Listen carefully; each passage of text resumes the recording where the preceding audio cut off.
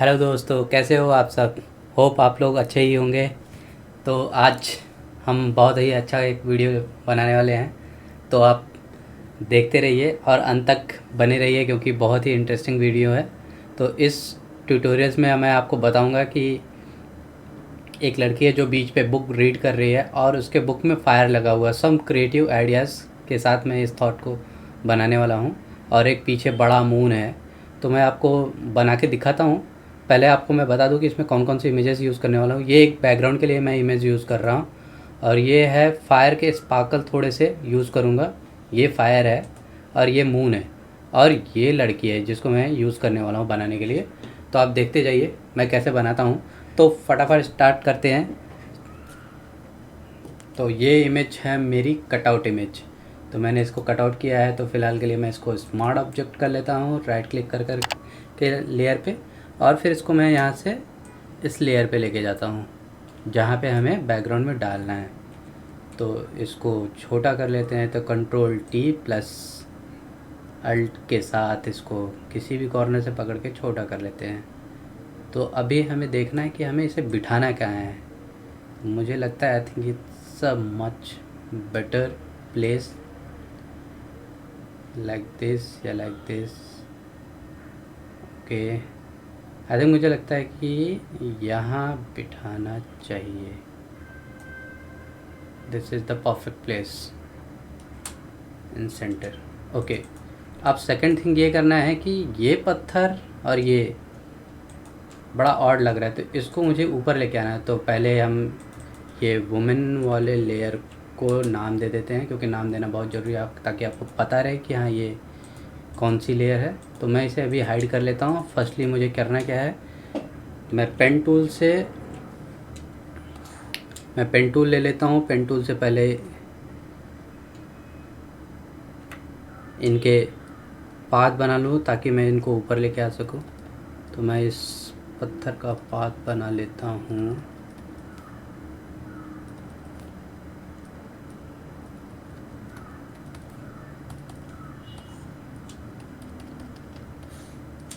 तो फर्स्टली मैंने इसका पाथ बना लिया और अभी मुझे इस पत्थर का पाथ बनाना है। तो अच्छे से इसका पाथ बना लेते हैं। हमेशा कभी भी काम को आराम से और अच्छे से करने का, तो ही उसमें क्वालिटी नज़र आती है। नहीं आप जल्दी जल्दी करते हो, चीज़ें ख़राब हो जाती हैं। लेकिन आप सीख रहे हो तो कोई दिक्कत नहीं है। अगर आप प्रोफेशनल काम कर रहे हो तो किसी को कोई ख़राब काम मत दीजिए। तो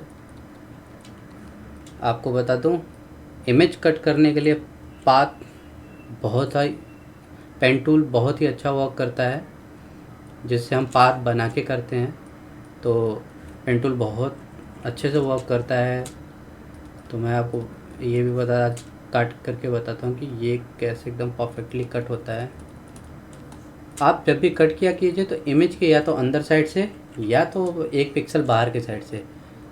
मोस्टली मैं थोड़ा सा बाहर से एकदम एज पे यूज़ करता हूँ, बिकॉज़ एज पे यूज़ करने से ये होता है कि आपको परफेक्टली दिखता है। नहीं तो बहुत बाहर से यूज़ करेंगे तो उसके इमेजेस आपको दिखेंगे।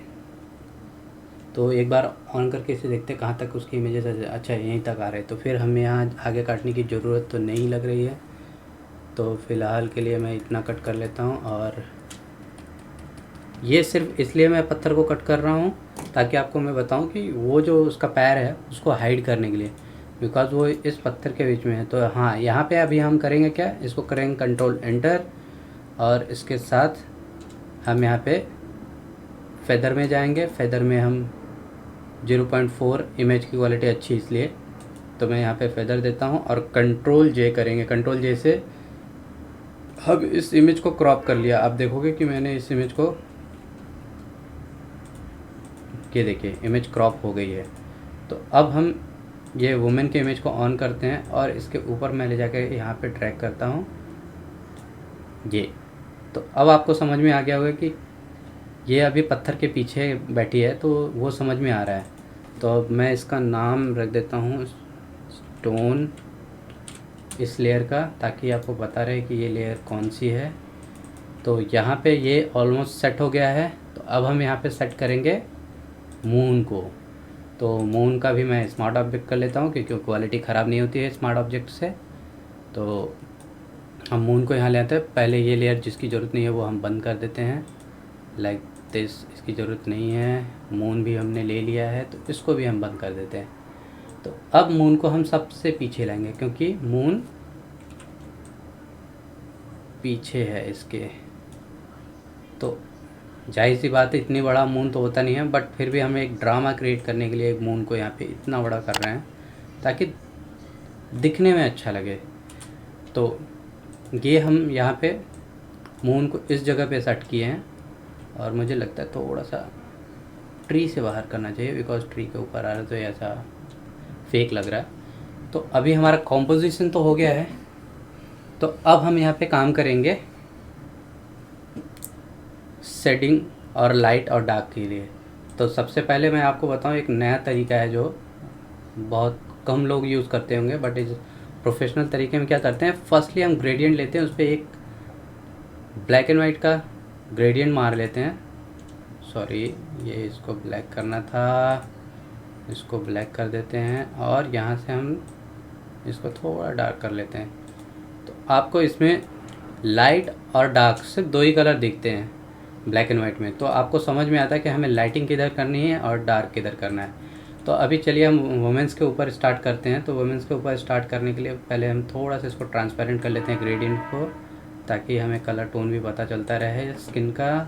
तो यहाँ पे हम लेंगे कर्व को, फिर अल्ट के साथ यहाँ पे देखिए जैसे ही लेयर ये वुमेंस और कर्व के लेयर के बीच में जाएंगे तो एक एरो बनता है और अल्ट के साथ माउस लेफ़्ट क्लिक करेंगे तो वैसे ही वो अंदर चला जाता है। तो वो सिर्फ एक ही लेयर पे काम करने के लिए होता है कि वो सिंगल इफ़ेक्ट करता है। अगर आप किसी भी इमेज को के ऊपर ये क्लिक करते हैं तो सिर्फ उसी इमेज के ऊपर इफ़ेक्ट होता है। तो यहाँ पे मैंने ये कर तो दिया है। अब हम करेंगे क्या कि अब हम ब्रश लेंगे। ब्रश भी हम जनरल वाला लेंगे, यानी नॉर्मल ये, और उसके बाद उसका पेन प्रेशर हम बढ़ा देंगे। यहाँ पे पेन प्रेशर वर्क नहीं कर रहा, आई डोंट नो क्यों, बट फिर भी देखते हैं, नहीं तो हम फिर ट्राई करते हैं। तो यहाँ पे हम पेन प्रेशर, ये देखिए आपको अब समझ में आ रहा है कहाँ पे लाइट्स बढ़ानी है।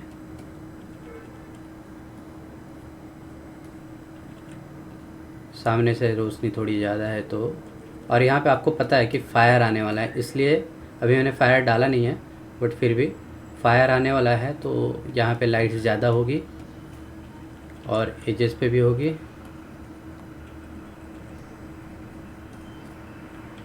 और इस जगह पे तो होगी क्योंकि नेचुरल लाइट्स यहाँ पे काफ़ी सारा है। और इस हेयर पे भी होगा क्योंकि पीछे मून है तो मून के एजेस की लाइट्स तो यहाँ पे आएगी ही आएगी, तो वो भी रहेगा। थोड़ा यहाँ पे भी लाइट्स होंगे क्योंकि पीछे मून है काफ़ी बड़ा सा। तो आपको मैं ये ग्रेडियंट ऑफ करके दिखाता हूँ तो आपको ये समझ में आ रहा है। देखिए लाइट्स कितने अच्छे से मेल्ट हुआ है, कितने अच्छे से। तो अब आप थोड़ा सा यहाँ पे और भी कुछ कर सकते हैं, हल्का सा यहाँ पे ओपन कर सकते हैं, ठीक है। अब हम इस पे एक और ब्राइट कर्व करेंगे। कर्व इस बार हम करेंगे, फिर अल्ट करके क्लिप करते हैं और इसके बाद हम इस बार ऊपर की तरफ ले जाएंगे बिकॉज द हमें ब्राइटनेस चाहिए। तो हम यहाँ पे इसको कंट्रोल शिफ्ट आई करके इन्वर्ट कर लेंगे विंडोज़ में, और इसके बाद अब धीरे धीरे उसे हम ओपन करेंगे। ओपन करने के लिए मैंने बताया है कि मास्क यहाँ पे कलर, अगर यहाँ पे ब्लैक इन्वर्ट करने के बाद ब्लैक है तो यहाँ वाइट होगा तो ही ब्रश से ओपन होगा। तो यहाँ पे थोड़ी सी लाइटिंग हम बढ़ा देते हैं, जूम करके भी हम काम कर सकते हैं इसके ऊपर बिकॉज़ हमें पता नहीं चल रहा है कि लाइटिंग किधर हो रही है।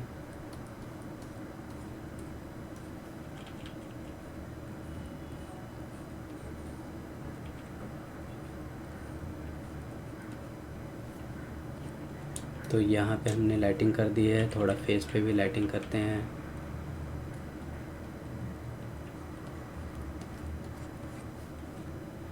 तो आप देख सकते हैं लाइटिंग ऑलमोस्ट कंप्लीट हो गई है। थोड़ा यहाँ पे मेरे को लेग्स पे लगता है करना चाहिए, because yes this is perfect. तो हमारी लाइटिंग भी हो गई है, तो अब हम ट्रीटमेंट के ऊपर जाते हैं। तो पहले मैं फ़ाइल सेव कर लेता हूँ, सॉरी ये मैंने फ़ाइल सेव नहीं की है, तो मैं इसको डेस्कटॉप पे सेव कर लेता हूँ।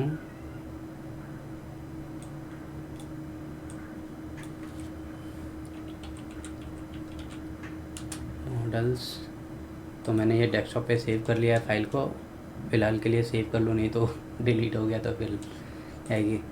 और ये मैं आपको हो गया है, तो मैं अभी यहाँ पे ट्रीटमेंट करने जाता हूँ। वुमेंस का एक ग्रुप बना लेता हूँ, वुमेंस जिसके अंदर उसके इफ़ेक्ट्स होंगे वुमेन, और यह स्टोन पे कुछ किया नहीं, ग्रेडियंट का भी हमें काम नहीं तो ग्रेडियंट हटा देते हैं। और ये है मून का भी हम नाम दे देते हैं। हर चीज़, हर लेयर का नाम देना बहुत ज़रूरी है, बिकॉज़ उसके बिना काम नहीं चलता है, क्योंकि काम आपको एक बार आपने बहुत सारी लेयर बना दी तो फिर आप ढूंढते रहोगे घंटों, जो आपको मिलेगा नहीं। तो अभी मैं फ़िलहाल तो इवनिंग या नाइट के जोन में जा रहा हूँ, तो मैं थोड़ा सा डार्कनेस बढ़ा रहा हूँ। आप, मैंने बैकग्राउंड में बढ़ाया, लेकिन आपको ये दिख रहा होगा कि यहाँ पे नहीं हुआ है, क्योंकि ऑलरेडी यहाँ पे मैंने वो कट करके ऊपर लिया हुआ है। तो सेम मैं यही कर्व को कॉपी करूँगा अल्ट के साथ। आप देखोगे जब भी, तो एक देखिए डबल एरो बन रहा है, तो वो कॉपी हो रहा। अल्ट के साथ सबसे ऊपर ले जाके जब आपको ये ब्लू डॉट दिखता है तो वहाँ पे छोड़ देने का, तो एक डॉट ये हो गया। लेकिन हम यहाँ पे अभी इसको क्लिक करेंगे, अल्ट दबाएंगे, अल्ट के साथ लेफ़्ट माउस क्लिक और ये इन। तो अभी आपको समझ में आ गया होगा कि ये दोनों अब सेम कलर के हो गए हैं। तो अब करना क्या है, अब थोड़ी थोड़ी लाइटिंग करनी है आजू बाजू। तो यहाँ पे हल्की सी लाइटिंग कर देते हैं, क्योंकि यहाँ पे अभी फायर जलेगा तो उसका भी लाइट सोर्स दिखेगा, तो यहाँ पे बहुत ज़रूरी है लाइटिंग करना।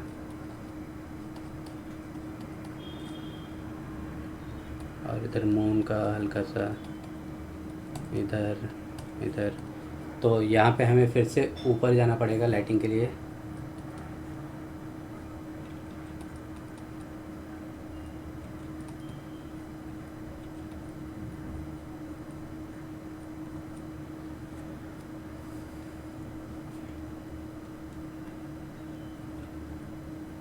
बहुत अच्छे से मैनेज करना पड़ेगा, बिकॉज यहाँ पे कटआउट की तरह लगेगा।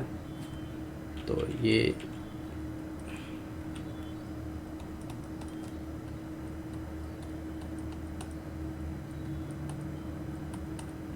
अगर ऐसे कट्स प्रॉब्लम आ रही है तो आप स्टोन पे एक मास्क करके इसको रिमूव भी कर सकते हैं, क्योंकि रिमूव कर देंगे तो वो आई थिंक मर्ज हो जाएगा।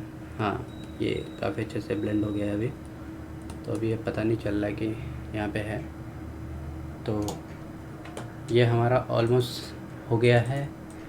और अब हमें थोड़ा सा वुमेंस के बुक के ऊपर काम करने पड़ेगा, क्योंकि यहाँ पे फायर लगा हुआ है, तो थोड़ा सा ये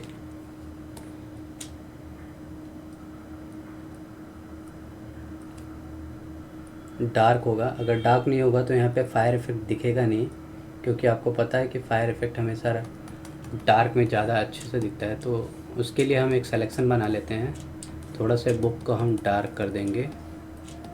तो ये हमारा सिलेक्शन बना रहे हैं। सिर्फ हमें बुक के ऊपर इफ़ेक्ट देना है, ना कि लड़की के हाथ पे। तो हम सिर्फ बुक के लिए ही पाथ बनाएंगे। तो ये पाथ इसलिए हम वुमेंस का हाथ को छोड़ रहे हैं, उसके बाहर से ले रहे हैं।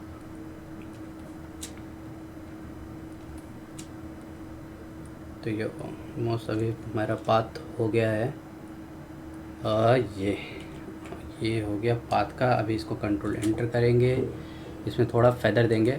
फेदर देना बहुत ज़रूरी होता है, क्योंकि अगर आप फेदर नहीं देते तो थोड़ा सा अजीब सा कट टेस्ट जैसा लगता है, तो इसलिए फेदर देना बहुत ज़रूरी है। और हमें इसे कर्व लेके थोड़ा सा इसे डार्क कर देंगे।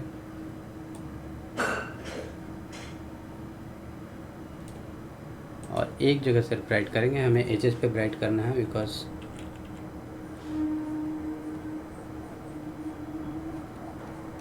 यहाँ पे थोड़ा सा जल उठा होगा। ओके, तो ये हो गया बुक का भी काम। अब हम इस पर थोड़ा फायर ऐड करते हैं। पहले फायर ऐड कर लेते हैं, उसके बाद फिर देखते हैं कि क्या करना है। This is fire. तो इस फायर को ऐसे सीधा क्रॉप कर लेते हैं। इसको हम किसी और मोड में अभी डालेंगे, ओवरले आई थिंक, या स्क्रीन, तो वहाँ पे बेटर दिखेगा। सॉरी, इसको एक के साथ, और हम यहाँ से मल्टीप्लाई स्क्रीन करेंगे या ओवरले। आई थिंक स्क्रीन में बेटर दिख रहा है, स्क्रीन में बेटर दिख रहा है। बट स्क्रीन में आपको एक भी चीज़ समझ में आ रही है कि ये काफ़ी एजेस दिख रहा है, तो हम इसको यहाँ तो थोड़ा सा डार्क कर लेते हैं।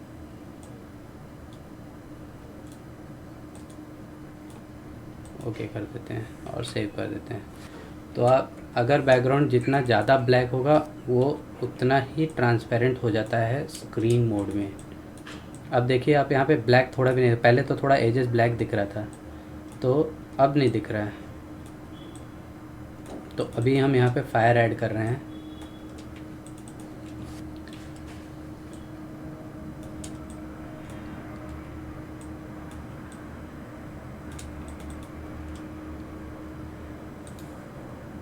यहाँ पे हम लोगों ने थोड़ा सा फायर का फ्लो चेंज करते हैं।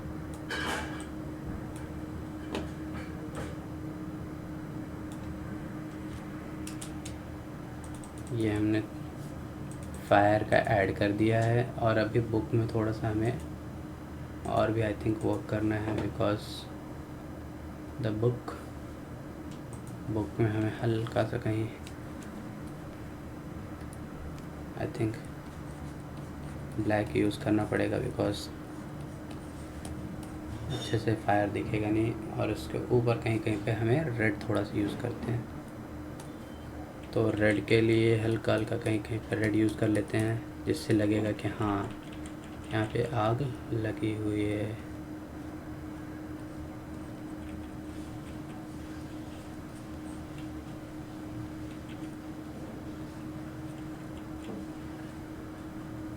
और हल्का सा येलो हम यही फायर में से पिक कर लेते हैं, फायर कलर्स में से।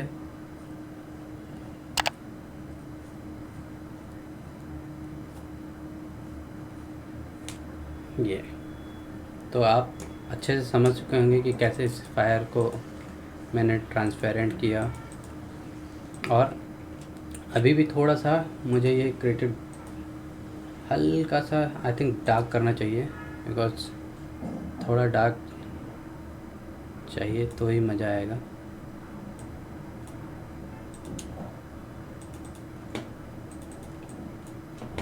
बट इसके आसपास के एरिया में थोड़ा ब्राइट रखता हूँ। तो ब्रश से फिर से इन्वर्ट कर लेता हूँ मैं इसको।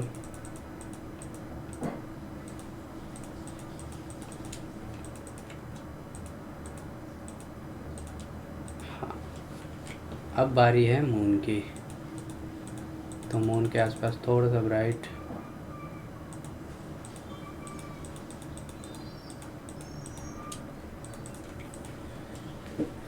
ओके। और मून में से अभी थोड़ा आउटर ग्लो के साथ भी थोड़ा इफ़ेक्ट करते हैं। आउटर ग्लो जब में जाते हैं, हल्का सा स्क्रीन है तो इसको नॉर्मल करते हैं, थोड़ा हम बढ़ाते हैं। ऑटोमेटिक देख रहे होंगे कि आपको ग्लो समझ में आ रहा होगा। तो ये यहाँ पे हो गया है। और अभी हम बैकग्राउंड को थोड़ा ट्रीट करते हैं। बैकग्राउंड के लिए कलर बैलेंस में जाएंगे, हल्का सा शैडो में हल्का सा ब्लू,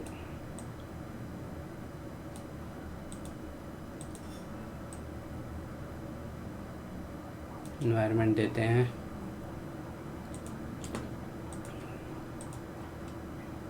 काफ़ी अच्छा टोन आ रहा है, बट ये टोन हमें फिर से ऊपर यहाँ ट्रैक करना पड़ेगा। सॉरी, स्टोन के ऊपर, कॉज द स्टोन के ऊपर भी पता चलेगा कि ये क्या है। तो अभी ये मैं कंट्रोल एस करके थोड़ा सेव कर लेता हूँ, बट अभी ये बहुत परफेक्ट दिखने लगा है। थोड़ा और ट्रीटमेंट करते हैं हम इसके ऊपर सेलेक्टिव कलर में जाते हैं। सेलेक्टिव कलर्स में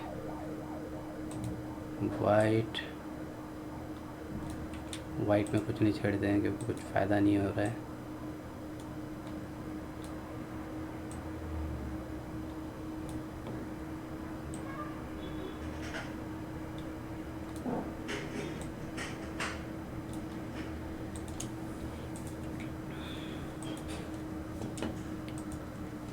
ये बैकग्राउंड के ट्रीटमेंट तो हो गए। मुझे लगता है इसको नहीं करना चाहिए, अच्छा नहीं लग रहा है, इसे हम हटा देते हैं। अब थोड़ा ट्रीटमेंट मुझे वुमेंस के ऊपर करना पड़ेगा बिकॉज द फ्लेयर, अगर लाइट सोर्स इतना ज़्यादा फायर है आसपास तो उस पर लाइट्स भी बहुत सारे होंगे। तो यहाँ पे हम सीधा करेंगे क्या कि हम ग्रेडियंट में जाएंगे। ग्रेडियंट में हम कुछ ऐसे कलर सेलेक्ट करेंगे और इसके बाद कंट्रोल अल्ट के साथ यहाँ पे क्लिक कर देंगे इमेज को, और उसके बाद इन्वर्ट करके ब्रश लेके हम इसको थोड़ा फेसेस पे ओपन करने का ट्राई करेंगे। वाइट ले लेते हैं। आपको देख के धीरे धीरे समझ में आ रहा हो कि ग्रेडियंट बहुत ही यूज़फुल चीज़ है। आप ग्रेडियंट से स्किन कलर, कपड़े का कलर, कुछ भी आप चेंज कर सकते हो। तो बहुत ही ज़्यादा यूज़फुल है ग्रेडियंट। आप ग्रेडियंट सीखो, अगर होगा लगेगा तो मैं ग्रेडियंट पे कभी अच्छा प्रॉपरली एक क्लास बनाऊंगा जिस पे ग्रेडियंट्स कैसे यूज़ करते हैं।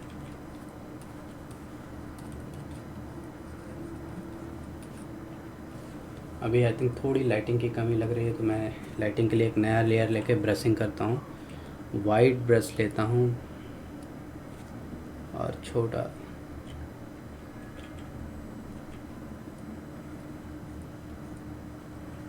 ये देखिए एजेस पे आप हल्का हल्का वाइट का कलर डालेंगे तो आपको एज लाइट बराबर मिलती है। अगर बहुत हार्ड एज लाइट देनी है तो, नहीं तो ज़रूरत नहीं है। ये कब यूज़ करते हैं? जब आप कोई भी चीज़ प्लान करके शूट नहीं किए हो। अगर प्लान करके शूट कर रहे हैं तो फिर जाहिर सी बात है आप वैसे लाइटिंग रखते हो। अगर नहीं कर रहे हैं तो फिर मजबूरी में, अगर जिस साइड से लाइट आ रहा है अगर उधर स्किन डार्क है तो फिर वहाँ लाइट आपको ऐसे आर्टिफिशियली थोड़ा देना पड़ता है, उससे ज़्यादा अच्छा लगता है। नहीं तो वो कभी भी परफेक्ट नहीं लगेगा।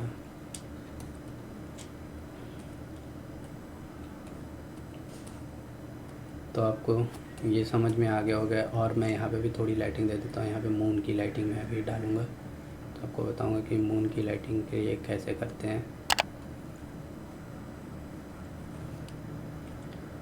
अभी ये हार्ड है, थोड़ा बड़ा ब्रश लेकर सॉफ्ट कर देते हैं ताकि एजेस पता चले। तो आपको बराबर समझ में आ रहा होगा कि यहाँ पे इतनी अच्छे से अब लाइटिंग अच्छा लग रही है। तो अभी मैं थोड़ा पीछे हल्का सा वाइट फ्लो करूँगा बिकॉज़ मून की जो लाइटिंग है वो बहुत बड़ा मून है तो लाइट सोर्स भी काफ़ी होगा। तो मैंने ये कर दिया है। तो यहाँ पे काफ़ी अच्छा लाइट सोर्स हो गया है, चीज़ें हो गई हैं।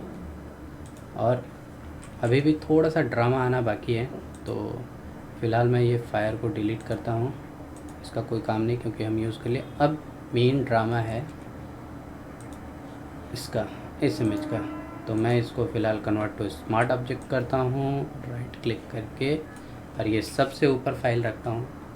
फाइल को ऐसे रोटेट करता हूँ। रोटेट करने के बाद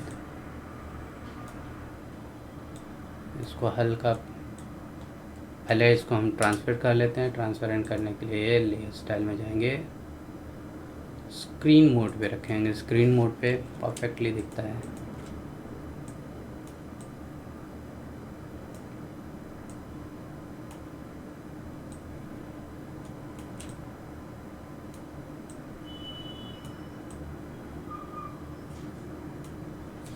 ओके तो अब हम इसको जगह जगह से कहीं कहीं से मास्क करेंगे जहाँ हमें नहीं चाहिए। जैसे यहाँ नहीं चाहिए तो हम यहाँ से मास्क कर लेते हैं। ये एक लाइन दिख रही है तो जिसको हमें चाहिए नहीं।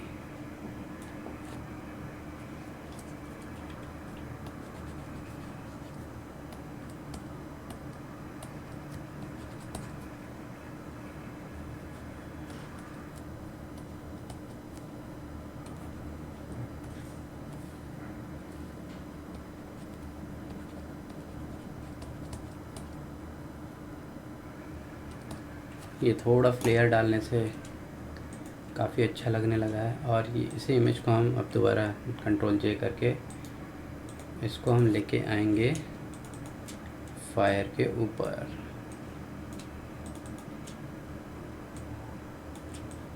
आपको पता होगा कि अगर फायर उड़ते हैं तो उसमें थोड़े थोड़े स्पार्कल भी आते हैं, तो उसके लिए भी हम यहाँ पे हल्का सा स्पार्कल ऐड करने के लिए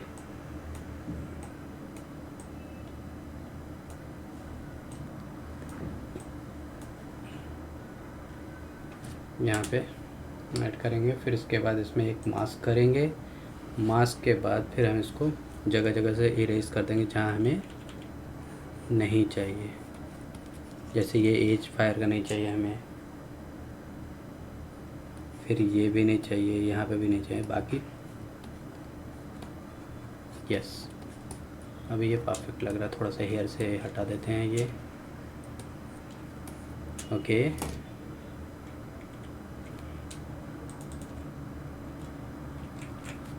ये हमारा पिक्चर अभी रेडी हो गया है। तो अब हम इस पर थोड़ा एक और ओवरऑल ट्रीटमेंट करेंगे। ओवरऑल ट्रीटमेंट के लिए हम यहाँ पे एक नया लेयर लेंगे। नया लेयर पे जाहिर सी बात है कलर बैलेंस देना बहुत ज़रूरी है इन्वायरमेंट को मेंटेन करने के लिए। अब ये यहाँ पे मैं आपको बता दूँ कि आप जो भी ट्रीटमेंट कर रहे हो तो आपको पता होना चाहिए कि मैं ट्रीटमेंट कैसा कर रहा हूँ। अगर मैं वार्म पे जाता हूँ या कोल्ड पे जाता हूँ, कैसा चाहिए। तो जाहिर सी बात है हम यहाँ पे दोनों साइड नहीं जाएंगे, क्योंकि यहाँ पे बैकग्राउंड कोल्ड है और प्लस उसके आजू बाजू का जो एरिया है वो वार्म है। तो हम थोड़ा वैसा ही कुछ रखेंगे। तो ये मैं यहाँ पे ऐसा माहौल कुछ रख रहा हूँ जो दिखने में काफ़ी अच्छा लगे। और मैं अभी क्या करूँगा, इस सारे इमेजेस का एक स्मार्ट ऑब्जेक्ट बनाऊँगा। कंट्रोल जी करके ग्रुप कर लूँगा, कंट्रोल अल्ट ई करूँगा तो इसकी एक कॉपी मुझे मिल जाएगी। तो कॉपी को पूरा टूल से सेलेक्ट करके मास्क कर देंगे ताकि वो एक्स्ट्रा इमेजेस कट जाए। क्योंकि जब भी आप कोई भी चीज़ बनाते हो तो जितना आपको दिखता है ना, इससे बाहर भी बहुत सारी इमेजेस होती हैं। अगर मैं आपको कहूँ तो एक और मैं स्मार्ट ऑब्जेक्ट ये करके दिखाता हूँ, तो आपको दिखाऊंगा कि इसके आजू बाजू बहुत सारा इमेजेस, ये देखिए। तो इनको काटने के लिए हम वैसा करते हैं ताकि इमेजेस कट जाए। तो ये इमेजेस मैंने काट तो लिए। अब मैं इसको जा रहा हूँ कैमरा रॉ फिल्टर में फाइनली कंप्लीट इफेक्ट देने के लिए। तो यहाँ पे कैमरा रॉ फिल्टर का सबसे मज़ा कैसा होता है कि यहाँ पे आप हर एक कलर को टारगेट कर सकते हो। तो यहाँ पे फर्स्टली आप टेम्परेचर देख सकते हो कि कहाँ पे टेम्परेचर वार्म रखना है या कोल्ड रखना है। तो हम हमारा जो सेम है मैं वही रखूँगा। यहाँ पे आप कलर ट्रीटमेंट को देख सकते हो कैसे रखना है, क्या करना है, एक्सपोज़र कितना देना है, तो आप वो भी देख सकते हैं। तो यहाँ थोड़ा सा हम बहुत ज़्यादा ब्राइट हो गया था तो मैं यहाँ पे हल्का सा वो रखते हैं। हाइलाइट्स को भी थोड़ा कम कर देते हैं क्योंकि बहुत ज़्यादा है। वाइट रखते हैं, क्लियरिटी थोड़ा बढ़ा देते हैं जिससे इमेज काफ़ी क्रिस्प दिखने लगेगा। और ये वाइब्रेंसी कलर है जहाँ पे आपको सैचुरेशन है, कलर्स को काफ़ी सैचुरेट करता है, बट मैं थोड़ा कम रखूँगा। यहाँ पे थोड़ा सा ये बढ़ा देता हूँ। और उसके बाद हम आते हैं अमाउंट में। अमाउंट रेड्यूस, इससे कुछ ज़्यादा फ़र्क तो पता नहीं चलता मुझे भी, मैंने जस्ट सीख के ही किया है तो मुझे ज़्यादा पता नहीं चला। हाँ बट ये और ये टूल्स बहुत मायने रखते हैं। तो यहाँ पे आप अपने कलर स्टोन को अच्छे से पंप कर सकते हो, लाइक फायर।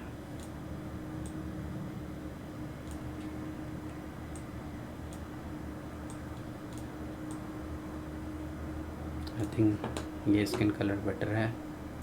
फिर स्काई में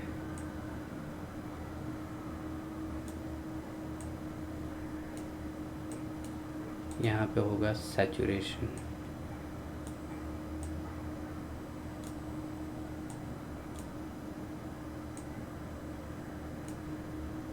आप कभी भी ध्यान दीजिए कि हर कलर को ज़रूरी नहीं है छूने का, बस आपको जो कमी दिखती है, चीज़ें दिखती हैं, वो आप कर सकते हो। ऐसा नहीं कि सारे टूल्स आपको दिए हुए हैं आप सब करते जाओ।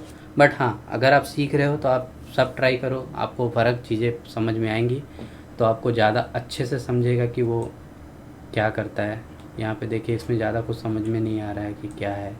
यहाँ पे देखिए, जो कलर्स आपको दिखते हैं वो इसमें बराबर समझ में आता है।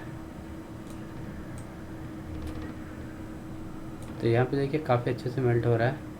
ये हमारा काम होगा, ये है ओवरऑल ट्रीटमेंट के लिए। तो यहाँ पे अगर आप हाइलाइट्स को इस तरीके से मेंटेन करने चाहते हैं, या फिर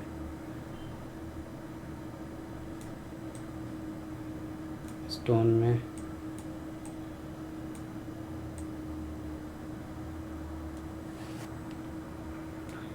मुझे लगता है ये टोन बहुत अच्छा लग रहा है, काफ़ी। यहाँ पे हम ट्राई कर लेते हैं, थोड़ा टोन को चेंज करते हैं। आई थिंक इस काफ़ी ड्रामेटिकल कलर आ रहे हैं इसमें, काफ़ी अच्छा लग रहा है। तो मुझे लगता है कि ये अच्छा रहेगा। एक काफ़ी जैसे एक हॉलीवुड की मूवीज़ कैसे होती हैं, काफ़ी सारा ब्लू कलर में काफ़ी कितना अच्छा लगता है, फायर्स एकदम अलग से दिख रहे हों। तो मुझे ये टोन बहुत पसंद आ रहा है, तो मैं आई थिंक यही रखता हूँ। ये आपका बीच का जो है, ये बैलेंस कलर्स को बैलेंस करता है। ये दो कलर्स है, जैसे हाइलाइट्स और या शैडोज़। तो शैडोज़ में यानी डार्क एरिया, हाइलाइट्स यानी लाइट एरिया। तो ऊपर का जो है वो लाइट एरिया में टारगेट करता है, और नीचे वाला जो है वो शैडोज़ एरिया में टारगेट करता है, यानी डार्क एरिया में। तो और ये जो बीच का है, ये आपको बैलेंस करता है कि डार्क, जब दोनों साइड के कलर्स आप बढ़ा लो तो फिर समझ में आता है कि आपको डार्क में कितना कलर रखना है और लाइट में कितना कलर रखना है। तो वो आप यहाँ से बैलेंस कर सकते हो। और ये नीचे वाला जो है, ये उस कलर्स को कितना डार्क कितना लाइट करना है, तो वो उसके ऊपर डिपेंड करता है। तो वो चीज़ों के लिए होता है। तो मुझे लगता है हल्का सा ब्लू टोन थोड़ा कम कर देते हैं यहाँ से, काफ़ी ज़्यादा था। ये हम ब्लू यहाँ बढ़ा देते हैं, काफ़ी सिनेमेटिक कलर लग रहे हैं। तो ये हमारा हो गया है। और यहाँ पे है ये एजेस को थोड़ा ब्लैक करने के लिए, ताकि आपका फोकस प्रॉपरली यहाँ पे सेंटर पे रहे। तो और यहाँ पे कुछ फेवरेट्स कलर्स दिए होते हैं जो आप कर सकते हो, अगर आपको इसमें से कोई प्रीसेट अच्छा लगता है तो। जैसे ये कलर सेट्स भी काफ़ी अच्छा लग रहा है। नहीं, ये बहुत ज़्यादा है। तो सारे कलर बहुत अच्छे से नहीं होते, बट ये हम लोगों ने लिखा है। ये ब्लैक एंड वाइट्स का कुछ शेड्स हैं, आप ब्लैक एंड वाइट्स में भी देख सकते हो काफ़ी सारी चीज़ें। तो मुझे यहाँ अभी तो इसकी ज़रूरत नहीं है, मैं यहाँ पे ग्रेन्स के लिए आया हूँ। तो ग्रेन्स थोड़ा लाइट ग्रेन्स यूज़ करते हैं, थोड़ा शार्प वन यूज़ करेंगे, और ये मेंटेन, और उसके बाद हम ओके कर देंगे। अब आप देखिए, आपको समझ में आएगा कलर्स का ट्रीटमेंट।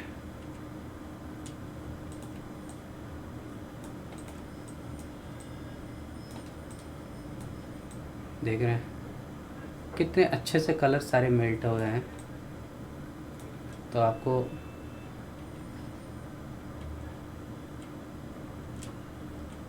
ये देखिए, मैं कलर्स ऑन ऑफ करके दिखा रहा हूँ।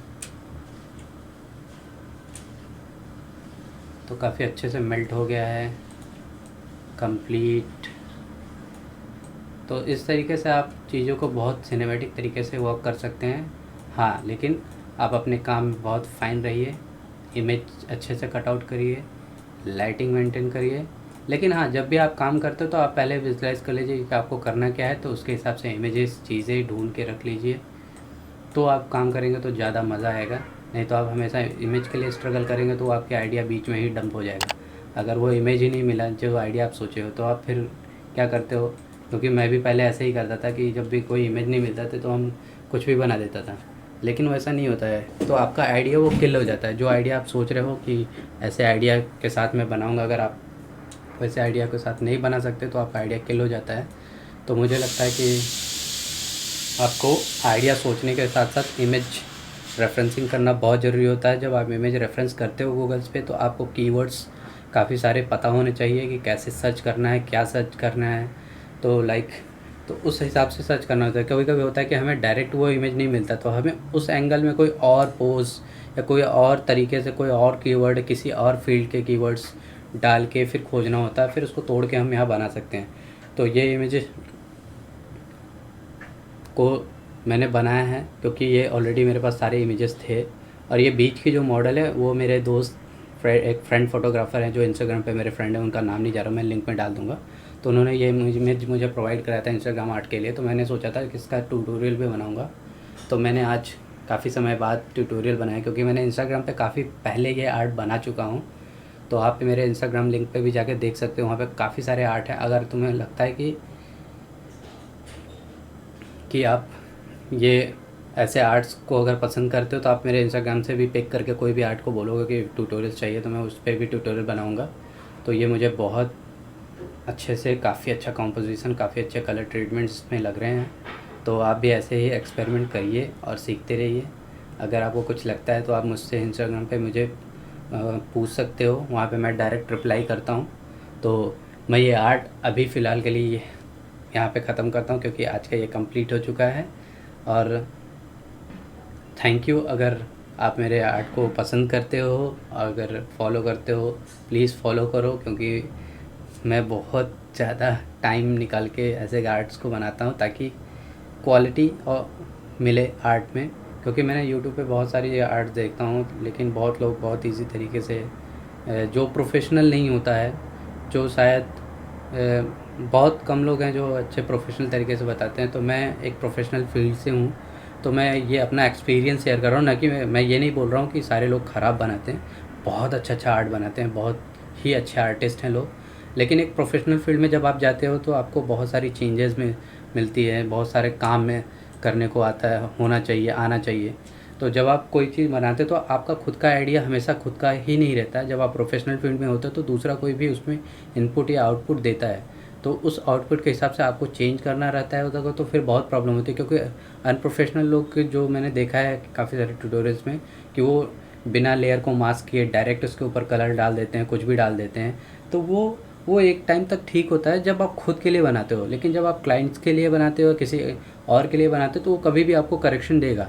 तो आप वापस कब जाके उसको चेंज करोगे, उसमें बहुत प्रॉब्लम होती है। इसलिए मुझे लगता है कि आप प्रोफेशनल तरीके से काम करो ताकि आपको ये आर्ट्स फ्यूचर में आपका कमाने का ज़रिया बने, आप एक अच्छा आर्टिस्ट बनो और एक अच्छे कंपनी में काम करो ताकि काम करके आप अच्छे खासा अर्निंग कर सको। तो इसलिए प्रोफेशनल सीखना बहुत ज़रूरी है। तो आप प्रोफेशनल फील्ड में आना चाहते हो तो ये प्रोफेशनल तरीका ही काफ़ी अच्छा काम आता है क्योंकि यहाँ पे हम पास में जाके चेंजेस कर सकते हैं। लेकिन जो ट्यूटोरियल्स, बहुत सारे ट्यूटोरियल्स बताते हैं जिसमें आप पास में जाके चेंजेस नहीं कर सकते हो क्योंकि वहाँ पे डायरेक्ट ब्रश मार देते हैं, डायरेक्ट कलर कर देते हैं, इमेज के ऊपर ही सीधा कलर कर देते हैं। जबकि हम यहाँ पे सारा कुछ काम लेयर और लेयर स्टाइल के ऊपर काम करते हैं। जैसे मास्किंग करना, मास्किंग से हम इमेजेस को कभी भी इरेज कर सकते हैं, कभी भी ओपन कर सकते हैं। तो वो फ़ायदा ये होता है कि कभी अगर क्लाइंट ने बोला नहीं मुझे ये इमेज का ये हाथ चाहिए, अगर मैंने हाथ को रिमूव कर दिया है, अगर आप डायरेक्ट कट कर दोगे तो वापस वो आएगा नहीं, तो आपको फिर जीरो से पूरा काम करना होता है। इसीलिए मास्किंग करते हैं, हर चीज़ को प्रोफेशनली करते हैं ताकि हम फ्यूचर में उस पर जाके उसके पास्ट में जाके काम फिर से कर सकें ईजी वे तरीके से। तो ये मैंने आज आपको बताया है कि प्रोफेशनली वर्क कैसे करते हैं। तो आप लोग भी ऐसे ही ट्राई करिए क्योंकि ये आपके आगे फ्यूचर के लिए बहुत अच्छा होगा। अगर आप इस फील्ड में आना चाहते हो, फोटो डिज़ाइनिंग के फील्ड में और फ़ोटोशॉप मैनिपुलेशन के फील्ड में, और बहुत अच्छा स्कोप है इसका, तो आप आगे आइए और सीखिए, काम करिए, बहुत अच्छा है। मैं लेकिन ये सजेस्ट करूँगा कि सिर्फ एक्साइटमेंट में मत आइए। अगर आप वाकई में अच्छा आर्टिस्ट हो, अच्छा सोचते हो, अच्छा विजुअलाइजेशन करते हो तो ही आइए। सिर्फ फ़ोटोशॉप आना ही बड़ी बात नहीं होती है। तो मुझे लगता है कि अभी ये सब बहुत ज़्यादा हो गया है आज के लिए। तो मैं थैंक यू बोलना चाहता हूँ और प्लीज़ मेरे चैनल को लाइक एंड सब्सक्राइब करिए, शेयर करिए, अपने पोस्ट पे शेयर करिए क्योंकि मेरे फॉलोअर्स बहुत कम है और मैं बहुत लेट एक वीडियो डालता हूँ, वीक्स में एक ही वीडियो डाल पाता हूँ, बिकॉज़ मेरे पास, आपको मैंने बताया कि मैं प्रोफेशनली जॉब करता हूँ डिज़ाइन फील्ड में, तो इसलिए बहुत सारा बर्डन्स रहता है मेरे काम में, बहुत ज़्यादा मुझे वर्क करना पड़ता है। तो इसलिए मैं सिर्फ एक हफ्ते में एक ही वीडियो लाता हूँ, लेकिन मैं चाहता हूँ कि आपको अच्छी वीडियोज़ दूँ ताकि आप उससे अच्छा सीख सको, अच्छा समझ सके और उसके आगे फ्यूचर में भी आपके लिए काम आए। तो थैंक यू दोस्तों, बाय बाय, टेक केयर।